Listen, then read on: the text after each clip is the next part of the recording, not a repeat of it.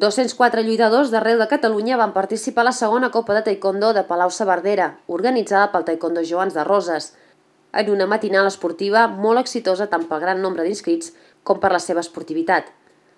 La classificació va ser la següent. El primer per equips va ser el Taekwondo Joans, en segona posició el Taekwondo Nazaret de Barcelona, en tercera el Deportivo Lleguer de Mataró, el quart classificat va ser el Taekwondo Llagostera i el cinquè el Taekwondo Cadaqués.